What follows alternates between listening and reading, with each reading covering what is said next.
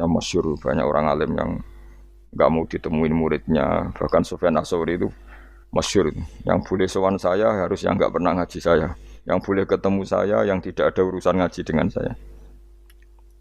Yang masyhur, banyak orang alim yang nggak mau ditemuin muridnya. Bahkan Sufyan Ats-Tsauri itu masyhur, yang boleh sowan saya harus yang nggak pernah ngaji saya, yang boleh ketemu saya yang tidak ada urusan ngaji dengan saya. Walhasil kemaluan sing ana ning donya, rasa malu dipermalukan ning donya, iku luwih ringan timbang nanti kita dipermalukan ning mahsyar di depan umum. Jadi misalnya mau kaya ya contoh paling gampang tadi. Kowe hasud mbek wong ning donya iso mbok sembunyikan, nanti dipermalukan Allah ning akhirat karena kamu duwe rasa hasud. Apalagi kalau ngenteni jatuhe wong soleh, jatuhe wong alim, orang-orang yang berkontribusi terhadap agama ini. Terus hasud mbok arep-arep jatuhe lho nanti dipermalukan di hari napa? Kiamat. Itu luwih ngeri kalau kita punya dosa yang kita nanti dipermalukan di hari napa? Kiamat. Wasali sute sing kaping 3 iku ayah khofain tawa disapa wong ing kibali setane sanging sisi setan. Ayub tilain to batalo sapa setan amal ing amale wong ai sholihat sing amal saleh. Amal saleh yang kita lakukan lama puluhan tahun. Ya mau misalnya kowe ngurmat yatim puluhan tahun ikhlas, tapi setelah dia jadi dokter atau jadi orang besar ketika lupa kamu terus kowe getun karena ngamal sama seseorang yang nggak bisa balas jasa, berarti amal kamu itu dibatalkan. Mulane ora ana wong alim kecuali cuek karena tadi, tapi kadang masyarakat itu ya angel kandangan. Hampir semua orang alim itu nggak suka kenal santrinya, bukan karena nggak mau, bukan karena tadi sebetulnya ingin sebar mulang ya wis mulang, karena kalau kenal takutnya itu memanajemen atau ngatur-ngatur. Engko akhirnya terus nek gak dituruti seakan-akan wong ngajine mbek aku kok gak nuruti aku. Sehingga banyak orang alim yang milih cuek itu. Yang ditakdir kenal ya kenal, yang ndak itu sebetulnya hanya untuk menjaga ikhlas ben tidak selalu mengatur-ngatur. Kena ngatur-ngatur ujung-ujungnya itu hadun nafsi. Hadun nafsi bisa membatalkan amalnya dia mulangnya itu tadi. Yang masyhur, banyak orang alim yang nggak mau ditemuin muridnya. Bahkan Sufyan Ats-Tsauri itu masyhur, yang boleh sowan saya harus yang nggak pernah ngaji saya, yang boleh ketemu saya yang tidak ada urusan ngaji dengan saya. Karena takutnya tadi misalnya ada orang alim ngajar 10 tahun sama orang itu, terus orang itu jadi orang kaya raya sukses. Kadang-kadang kan manusia ingin sesuatu karena gak dituruti, ngundat tak ulang kok gak loyal itu jadi terus banyak ulama yang milih cuek wis ditetir ketemu ora ya wis ya. Tapi ada saja ulama yang nganggo syariat justru dikumpul lo ben ada ikatan sampai alumni, ikatan sampai macam-macam ya. Tapi itu ijtihadnya orang macam-macam. Nah, jelas pastikan bahwa semua itu tidak hadun nafsi, tidak karena keinginan itu memang berat aturan-aturan menjaga ikhlas itu berat. Yang jelas saya pastikan nak ono wong gawe perkumpulan grup alumni ngaji atau alumni apa saja asal ndak nafsu gak apa-apa. Tapi kalau kira-kira itu nafsu ya ndak usah diteruskan, karena nanti takutnya barang yang kita lakoni, misalnya kayak kula jenengan kan ngaji Jalalain Amam, saya tentu suka nggak kenal kalau nuruti karena itu lebih aman secara ikhlas.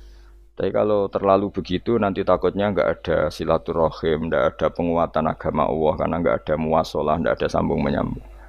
Itu kan setan itu kan di sisi muwasalah ya kamu diganggu karena nanti bisa memanajemen kalau ndak tersinggung, itu juga setan. Tapi kalau terlalu tertutup memutuskan diri, mungkin selamat ikhlas karena tidak berharap dari mereka. Tapi resikonya ada beberapa santri kita yang nggak pede ngiyai karena nggak sambung dengan kiainya, atau nggak pede ngiyai karena nggak kenal kiai indukannya, karena takoi hukum raiso dan ilmu pas-pasan. Itu kan repot, dan itu harus dikelola secara ikhlas. Saya punya sekian santri yang di Papua, di mana-mana. Kalau nggak sambung saya nggak berani, takutnya kalau ada pertanyaan hukum dia tidak bisa jawab. Ada orang-orang yang sebaiknya kita tidak sambung karena tipikalnya memang nggak suka sambung. Mungkin dia wataknya pemalu atau wataknya tertutup. Kita kan tidak pernah tahu-tahu watak. Ya kalau masalahnya putus ya putus, tapi jangan putus hubungan hati. Tapi dia tipikalnya orang yang nggak suka kumpul. Orang Jawa itu isinan. Kan orang itu kan macam-macam. Yang penting semuanya jangan karena hafsun nafsi. Itu eling-eling itu terus makanya Sufyan Ats-Tsauri masyhur soalnya muridnya ku moh tenan. Karena dia takut kemudian menuntut haknya sebagai guru. Nah, korek sab'ah yang terkenal Sayyid Hamzah Az-Zayyad itu dia pernah ada orang sowan, ya Hamzah saya ini punya utang banyak, tolong bilang sama Muhyiddin jenengan yang kaya supaya mensyafaati saya. Jawab Hamzah, saya minta air putih sama santri saya aja nggak pernah, menyuruh santri saya supaya melayani saya saja saya tidak pernah. Karena takut itu saya mengkonversi mulang saya menjadi loyalnya santri-santri dan itu menjadikan amal dunia. Itu orang dulu itu macam-macam menjaga ikhlasan sampai se ekstrim itu. Ya tentu tidak semua ulama seperti itu. Ada ulama yang suka ngongkon santri karena biar dapat barokahnya khidmah. Ada ulama yang suka minta tolong santri supaya mereka terbiasa khidmah. Itu kan istihad, yang penting pastikan diri kamu tidak ada hadun nafsi. Itu semuanya motifnya itu nafsu itu jangan. Karena tadi kalau kamu terlalu tertutup, terlalu terputus, nanti nggak ada kekuatan Islam dalam hal silaturahim. Makanya dari Imam Ghazali ya tidak semua ulama kayak Hamzah Az-Zayyad, tidak semua ulama kayak Sufyan Ats-Tsauri. Tapi juga kamu jangan terlalu manajemen. Kira wabe umatem mbok anggap aset. Akhir rombongan umroh spiro mat sak menagi terus dihitung kan. Terus itu kan ya terus repot semuanya diasetkan apa? Semuanya diasetkan itu ya bahaya betul itu. Bukan bahaya pada dirinya dia tapi juga bahaya bagi kelangsungan agama karena semuanya jadi materi, jadi aset, jadi itu. Ya sudah kita ngikuti aturannya Allah dan Rasul. Ya nak cara kula paling gampang ya wis alami wae alami nak sing ditakdir Allah kenal ben kenal ora ya wis penting wis buen ngono kabeh. Ya sudah darhum sudah sementing tadi ikhlas ini. Cek kamu memilih tidak kenal ya yang niat ikhlas, milih kenal yang niatnya ikhlas. Semuanya semua itu tidak hadun nafsi. Yang jelas paling parah itu Sufyan Ats-Tsauri, masyhur. Saking masyhurnya sampai beliau tahu kecemplung sumur ning Arab itu kan sumure ya mestine rapati jero sumur. Kemudian padahal dia gurunya Imam Syafi'i, gurunya ulama-ulama top. Siapa yang enggak kenal Sufyan Ats-Tsauri? Setiap ada yang menolong, kamu pernah ngaji saya ya pernah. Siapa sih yang kawasan sini yang enggak pernah ngaji jenengan? Semuanya mau ditulung. Mereka khawatir nulungnya mereka itu sebagai imbalan tahu ngaji. Akhirnya ana muridé sing pinter ya rada kurang ajar tapi pinter. Golek wong Bedui sing ora tau ngaji, mergo ditulung sapa ora gelem. Akhirnya ana Bedui ya rada diakali, iku lho ana wong kecemplung sumur tulu Bedui rono. Kamu ngaji ya, ambek kowe ora kenal ngaji opo. Aja terus gelem ditulung mbek Bedui. Mergo ora tau apa. Berarti wong iku nulung yo ikhlas mergo ngerti ana kecemplung ditulung. Sufyan Ats-Tsauri ya gak perlu jadi kompensasi. Tahu sampai segitunya untuk paling ekstrim dalam bab itu tuh Sufyan Ats-Tsauri. Tapi wong ya keramat. Hamzah Az-Zayyad itu termasuk korek sab'ah dengan diantara qura sab'ah ada namanya Hamzah itu ya keramat. Ya ayo kakean manajemen santri niku serang arah keramat. Ya, tapi yo ora apa-apa tapi serapati keramat. Ya karena tadi apa ya tetap lama-lama itu jadi hadun nafs. Misalnya kiai ini di biro umroh terus anak buahnya santri ini juga umroh lewat travel ya rodok piye terus kamangane ra enak. Tapi ya ndak salah, tentu ya sah saja karena santri ini ya kurang ajar juga wong karuan kiai ini di biro kok daftar biro liya kiai ini sama santrinya ya kacau juga. Tapi kiai ini terlalu berharap ya kacau juga. Yang sing selamat sapa? Sing karuan ra kelar umroh iku malah selamat ya. Sing diri apane nang bocah ora kena ora ngono manfaate lah kemana ya. Ya tapi memang jangan berlebihan karena tadi ketika ada kiai tidak mau bikin biro umroh kemudian yang bikin orang fasik atau orang lain kita ya kedosan karena nyugeno wong nopo fasik.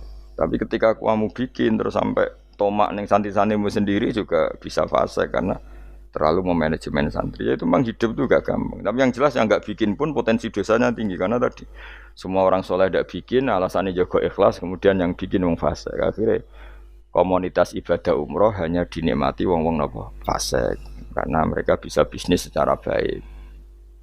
Tapi nak sing melakukan untuk orang soleh kan ya bagus karena yang labanya untuk orang soleh kemudian manfaat untuk pondok untuk umat Yang jelas gak gampang lah ngelola kebaikan gak gampang. Tapi semua itu bil ilmi, harus ada ilmunya.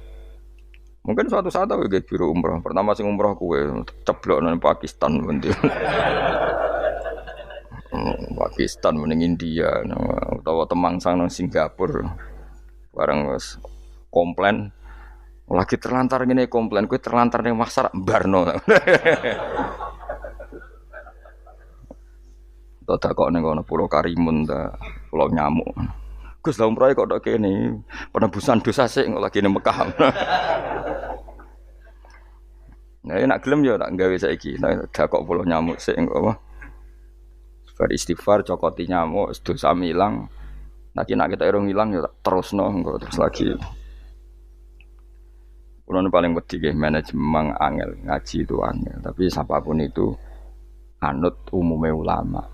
Setahu saya guru-guru kita ku ya ana sing gawe warung, ana sing duwe toko karena tadi nak santri blonjo ning liyane ya sakake kiaimu. Tapi kalau terlalu berharap ya sakake santri itu kan enggak gampang memanajemen. Begitu juga umroh ya gitu, haji ya gitu semuanya. Makanya Rasulullah itu unik. Rasulullah itu di banyak hal juga kelihatan enggak apa-apa enggak kenal sahabat. Karena ya mungkin Nabi ingin semua orang punya dunia sendiri-sendiri gitu. Tapi kadang kelihatan tanya-tanya sahabat yang enggak hadir ditanyakan, yang enggak kelihatan ditanyakan. Ada yang enggak ditanyakan karena tadi tipikal orang itu macam-macam. Ada yang suka ditanya, ada yang suka enggak. Allah bikin watak manusia kan beda-beda. Ono sing wong sowan kiai malah ngel-ngelo kiai, saking sopane mlungker terus nak gak ditakoki gak omong. Malah bingung lho kiai ini maksudnya ku piye sowan mau mlungker tok terus. Ah ono sing sowan niku saking ramae menomong nganti kiai ini ra keduman ngomong. Oh jenenge wong akeh, ngono. Wong akeh. Ya sing barno semacam-macam dunya. Malah ngel-ngel wong semua terus piye kiai ini bukan piye. Dikandani ora roh maksude ku piye. Ditakoki yo kesel takok. Mau jawab sitok apa? Angking sopan. Warafiu tekang kami papa tu ayat khofain to wedi sapa wong mingkibal di malakil mauti sanging sisi malakatul mauti. Ayat khoten to ngalap sapa wong hu ing wong ayak bida tegese jupuk sapa wong ruhahu. Yak bida tegese jupuk sapa malakul mauti ruhahu ing nyawane wong halakoni. Ing tingkah anane wong fi ghaflatin ing dalam lali anillahi taala sing Allah taala bahtatan kelan dadaan efujatan tegese dadaan min ghairi taqaddumi sababil mauti saking tanpa sebab pemulaan kematian. Kita selalu takut ujug-ujug malakul mauti jupuk nyawa kita dalam keadaan lupa Allah Subhanahu wa taala. Lan nek ape mati loro sik yo ana hikmahe supaya iso siap. Siap, tapi aja terus loro dunia muntek gue ngobat terus mati. Aduh sih gak sopan ya. Wah, gak sopan. Dunia loro kok nganti dunia entek lagi mati suwung nak ra bakat. Aduh ra bakat apian. Mbok yo aja manak mati ae ra usah ngentekno dunia sik sake anakem iki lho. Kadang wong kan akeh loro. Piye? Ngentekno dunia bariku tetep mati. Cara kula iku kurang beretika niku. Sake aja geman ngono maksude sake kan anak apa? Dadi donga Gusti nek badhe njenengan pejahi nggih monggo mumpung niki kula pun siap.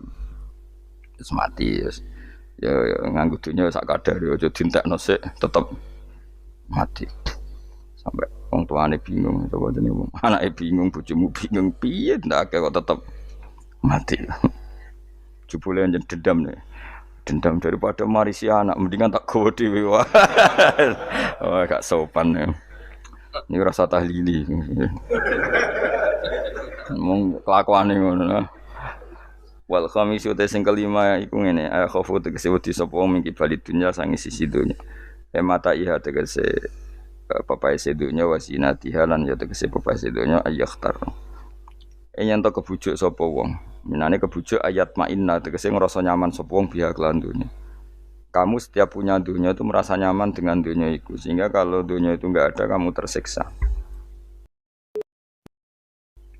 Iku ya repot. Kaya zaman awak dhewe rong sugih iku duwe dhuwit 1000 ngopi ya wis seneng.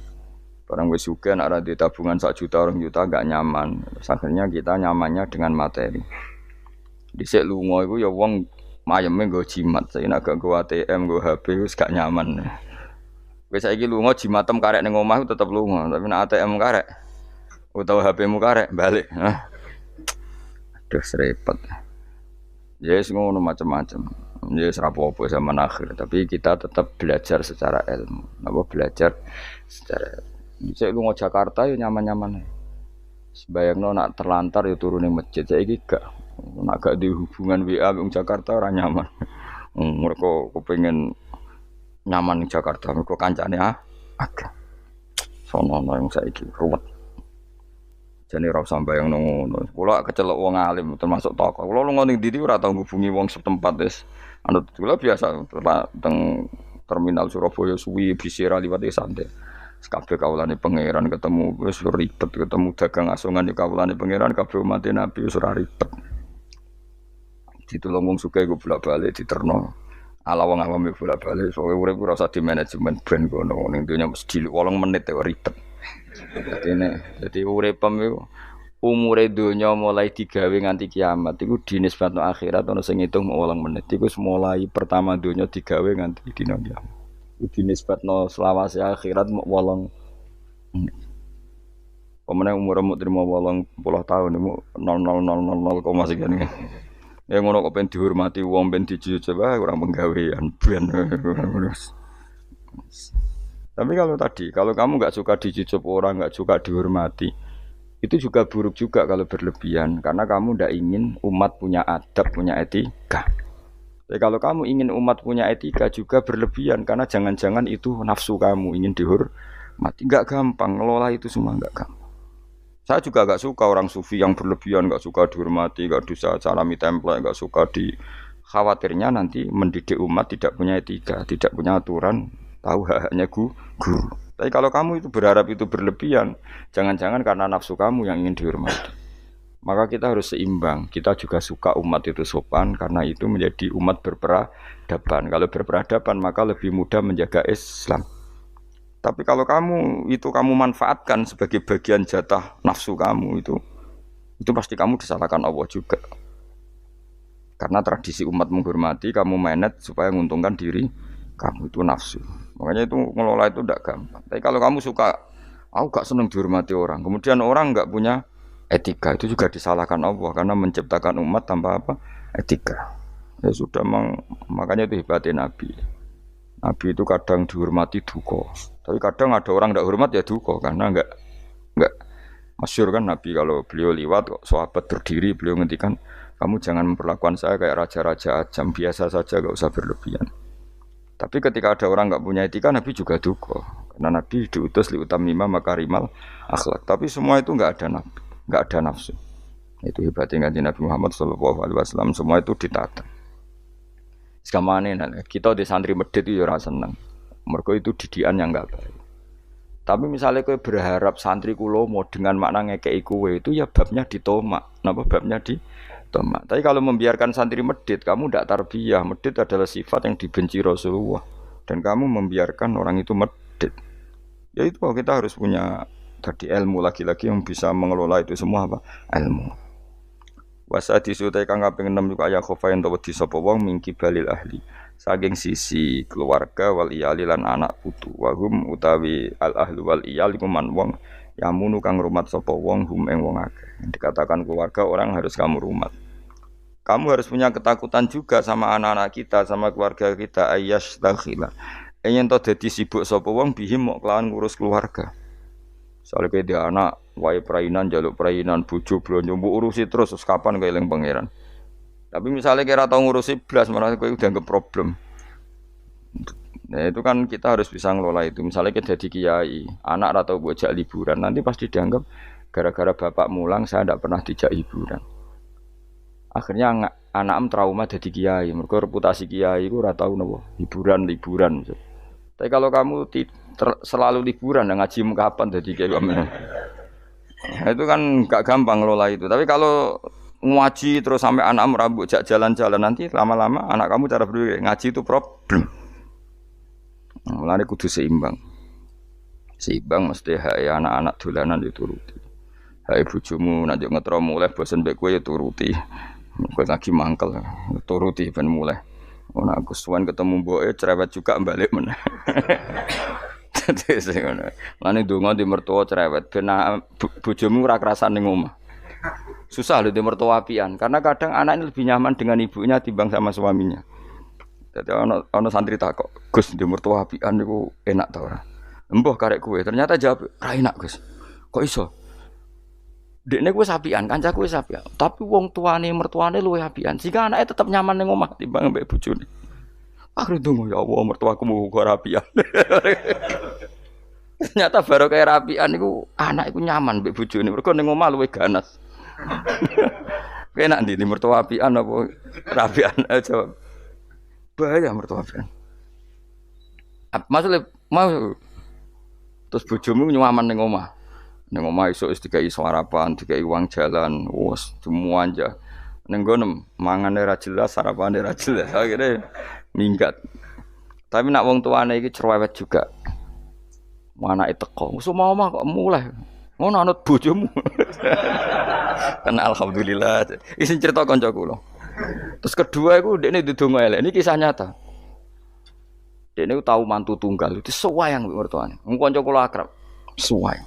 Padahal bocah iku ora tau ndek dhuwit. Kanca kula niku ora disenengi rezeki. Ketoke ora di hubungan baik sama malaikat Mikail. Wis jenenge rezeki gak seneng. Jenenge ndek dhuwit tak kei. Jelas wong roh dekne iki ora kepengin ngekeki. Kulo ngekeki dekne maksa asline ora kepengin mergo wis ngerti nak Mikael gak pati berkenan. Tapi sering tak kei dhuwit. Dungane ku elek ora karuan. Dia pertama ora tau donga. Suwe-suwe iku dia adik ayu, adik IP-ne ku ayu, dirabi wong sugih. Oh tamat dekne riwayat. Kok mertuane terus wayang mbek mantu sing anyar. Mantu anyar ku ngajak nomor tuane ngomprono dekne ku akhire mertuane ku ya Allah bodoh kula Gusti di mertua di mantu melarat saiki bodoh di mantu sugih ngenes langsung lara. Jadi diantara kadang ono masalah itu kita tidak pernah ngira ya mau pas mantu tunggal gak di rival terus boleh ono mantu pendatang jebule iki luwe prospek iku ya mahjubno wong akeh. Jadi tidak semua kebaikan mendatangkan berkah ya. Padahal mantu sing anyar ya wong apik. Ya wong apik dene sugih mertuane diumrohno terus dikai dhuwit kan ya apik. Tapi iki terus ngenes terus. Mahjub terus dianggap problem malah terus. Ya ki meledi mertua apian apa ora? Apian resikone bojo kamu lebih nyaman kalau pulang. Wis ben ngono kersane pangeran wis anut bagiane pangeran wis iku tampa napa. Yang jelas keluarga itu jangan menyibukkan kamu ang zikrillah sange eling Allah Ta'ala wa anto'ati lan sange to'at ning Allah. Wal maqalatu sadisati ku analien karoma wa aja anahu qol man desapane wong jam'a ngumpul sapa man sitata khisolen enam hal. Lam yadak mongko ora ninggal sapa man lam yatruk mongko tegese ora ninggal sapa man dil jannati maring swarga matloban ing golekan mesti golekan. Dia tidak meninggalkan sesuatu yang menjadikan dia perlu nyari surga wala anari mahruman. Anu rasa ingin rokok mahruban enggon melaju. Jadi gampangane orang yang melakukan 6 hal ini dia sudah gak perlu nyari-nyari cara masuk surga dan gak perlu nyari-nyari cara menghindar dari neraka. Artinya dia sudah memenuhi kualifikasi untuk masuk surga. Hadis citatu tege utai 6 iku mafatihul jannati iku kuncine swarga wa maghaliqun nari lan ndadekno gemboke neraka. Jadi kalau kamu melakukan 6 hal ini berarti kowe entuk kunci untuk masuk surga dan minangka kowe wis ngunci neraka. Jadi neraka itu ora ono dalan kanggo kowe, mergo semuanya terkunci. Awaluha. Makanya ini hebat Ibnu Hajar Al-Asqalani yang Sayyidina Umar cerita semuanya misteri. Ridane Allah misteri, suhtullah misteri. Dan dawuh Sayyidina Ali ada 6 hal sing dadekno kowe iku mesti mlebu swarga. Nak mbok lakoni neraka ketutup. Jadi pas neraka liwat, kowe pas liwat tuh neraka ditutup. Swarga dibuka. Jadi kabeh mlebu ra iso wong nerakane tutup. Aku jogeman lewat pas neraka buka, paham ya? Tak warai trike, oh jogeman lewat pas neraka. Lah pas kowe liwat itu kita bukaan kabeh, itu bahaya itu. Menapa? Bahaya. Ya dadi kudu duwe mafatihul jannah wa maghaliqun nar, apa? Mafatihul jannah wa maghaliqun nar. Jadi kita duwe kunci go buka swarga, ya duwe carane ngunci, nutup neraka. Dadi kan mesti liwat neraka, Mas. Rumang samu swarga gak liwat neraka sih, iku bahaya nak bukaan iku. Bahaya. Ya kena takok. Siji ya jelas ya mafatihul jannah wa likun. Iki dawuh Sidina Ali. Awaluha utawi kawitane iki kabeh sitah iku arafallah. Ngerti sapa wong Allah taala, ngerti bi annahu, mulane ngaji. Kelan sak temne Allah khaliqu sing gawe ndekne wa raziquhu lan sumaringi rezeki ndekne wa mukhihi lan sing uripno ndekne wa mumitu lan sematene. Kita harus ma'rifatullah bahwa Allah itu zat yang super bagi kita. Karena dia pencipta kita, dia pemberi rezeki kita, yang menghidupi kita. Oh, ta'alluq kembe Allah luar biasa. Setiap saat kita ingat bahwa zat terpenting dalam hidup kita adalah Allah. Cara meneling duit ATM eling opo iku. Eling Allah. Iku pertama kunci sing dadekno swarga kebuka, neraka ketutup. Jadi nanti jalur yang kamu lewati neraka ketutup. Swarga kebuka. Jadi pas kowe mlaku saenakmu dhewe lah ora ngara ceblok wong ketutup. Tapi nak bukaan wah, resiko you know. Sause roh pangeran fa atoa mengkono ati sapa wong hu ing Allah fa faqahu mengko nyocoki sapa wong hu ing Allah fi awamirihi lan boro-boro perintah Allah. Yes, kenal Allah dengan semestinya kemudian mentaati Allah. Nomor loro wa arafalan kenal sapa wong as-setona ing setan. Ngerti bi anahu lan sak temene setan aduhu musuhe wong fa asahu mengko durakani sapa wong ing setan ay khalafa. Tegese nyulayani sapa wong amrohu ing perintah setan. Dia kenal setan kemudian menjauhi setan. Ora kenal malah terus akrab iku gak. Wa arafalan kenal sapa wong al akhirata ing akhirat bi anahu lan sak temene akhirat darul baqa omah keabadian fatola bah. Mongko goleki sapa wong hak ing akhirat bistidati zati kelan nyediakno sangu lah maring akhirat. Wa arafalan ngerti sapa wong ad-dunya ing donya bi ana kan satene donya faniyatun rusak. Wa ana lan satene donya darul mamarri mu omah guliwatan tok. Mengerti nak donya mok liwatan tok farofado mongko buang sapa wong hak ing donya ay taro katekse buang sapa wong hak ing donya. Walam yakhut lan ora ngalap sapa wong menyang ing donya illa bi qadri zati kecuali kelan kadar sangune wong lil akhirati krana akhirat. Wa arafalan ngerti sapa wong al-haqqa ing hak ayi sawab sing bener minal ahkami sing mlebu hukum fattaba amko anut sapa wong hu ing hak wa amila lan nglakoni sapa wong hu ing hak ngerti barang hak kemudian ngikuti dan mengamalkan.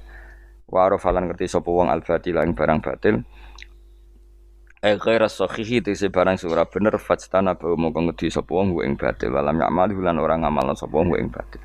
Ya iku cekeli ya punya 6 hal sing dadekno swarga dibuka neraka tutup mun niku kudu yakin anu yakin. Kula lah nggih kepingine kula pokoke pas liwat itu pas tutup. Ya cukuman iki liwat pas apa? Misale bukaan ya sing terbang ae dadi kang liwati ruwet nang liwati wis ruwet. Wal maqalatu safiatu tema kala kang kaping 7 iku kala dawuh sapa aliyun karma wajah iku ngene. Kala aliyun karma wajah wa finus khotin wa kala Umar radhiyallahu anhu.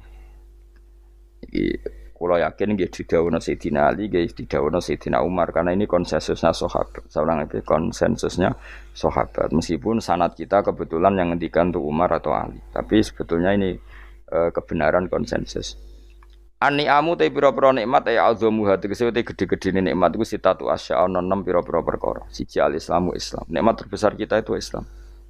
Dan ini harus kita tanamkan sehingga kowe ning donya ora dipangkat, ora di donya biasa wae, asal duwe napa Islam. Wal Qur'anu lan di Qur'an. Wong kudu diapalan Qur'an Mas. Ya wa duha wa yasin apa saja. Paling ndak punya pegangan-pegangan dan prinsip hidup. Jogeman wong ra diapalan Qur'an. Misale kaya kula sebagai wong alim misale. Iku kampanye ilmu, giling-gilingan nak Qur'an iku ngendikan ilmu. Bahkan Allah mengkampanyakan dirinya, mengenalkan dirinya Ar-Rahmanu 'allamal Qur'an. Utai Allah iku zat sing mulang Quran. Terus kita iku mulang Quran tenanan. Wong Allah sing karuan zat terbaik, terkuat ngutus kekasih orang terbaik yaitu Rasulullah sallallahu alaihi wasallam iku nyifatine iku allamal Quran. Wong sing mulang Quran, zat sing mulang Quran. Lan kula seneng mulang tafsir usen. Ben wong ngerti Quran. Meskipun kita tahu kita ya potensi salah. Tapi kan lumayan. Aku potensi bener, salah terus iku ora oleh mulang nah iku bahaya iku ngono. Sing bener iku bener potensi. Salah, aja kok salah terus. Kadang bener wae iku ya perkara nah iku. Enggak sing penting kowe wis mesti gawe ijazah ulama-ulama dhisik. Misale rapal Quran kabeh apal ayat kursi, ayat kursi iku semua Quran iku ditulis ning Lauh Mahfuz kecuali ayat kursi dhewe Nabi. Khusus ayat kursi aku jupuk min kanzil arsy. Dadi gamane Nabi ngendikan semua ayat-ayat Quran niku ning dokumen umum nggih ngono teng Lauh Mahfuz. Tapi aku jupuk ayat kursi min kanzil arsy. Kok gudange napa? Arsy. Artinya ada ayat-ayat yang lebih spesial. Kalau sampean tanya, "Lho Gus, bukankah semua itu dawai Allah?" Ya betul semua dawai Allah. Tapi tetap ada dawai Allah sing hubungannya dengan makhluk. Itu di kelasnya kelas fadhil, keutamaan yang biasa. Ada ayat-ayatnya Allah yang tentang dirinya sendiri, itu yang tidak tertandingi. Ya kayak ayat kursi. Ayat kursi itu kan ayat di situ Allah menerangkan dirinya sendiri. Misalnya Allahu la ilaha illa huwal hayyul qayyum, itu kan Allah menerangkan tentang dirinya sendiri, tentu spesial. Gitu ayat-ayat sing meskipun ya tetap spesial jenenge dawuh Allah tetap spesial. Tapi ada ayat-ayat yang tentang kita. Misalnya ayat fankihu ma balakum minan nisa masna. Ayat-ayat seperti ini kan enggak mungkin setingkat ini kan ayat tentang kamu. Wis ngerti nak kelakuanem seneng wayo dikai hak wayo. Nah, tentu beda, tentu semuanya spesial karena sama-sama kalamu. Tapi tentu beda dokumen ayat kursi tentu enggak sama dengan dokumen ayat fakihum atau balakum. Maka Nabi ngendikan ayat kursi ini bahkan saya ngambilnya min kanzil arsi. Jadi spesial sehingga terus kita dilatih guru-guru kita ngapal ayat kursi. Kan ora lucu misalnya wiridan ning tahlilan fakihum atau balakum menan terus lucu toh. Tahlilan kok ngono iku piye ngono. Aneh-aneh, gue yo mikir tuh, senengane mbok antoi. Mosok ayat Quran kok beda-beda. Goblok kandhanane angel bocah ngono.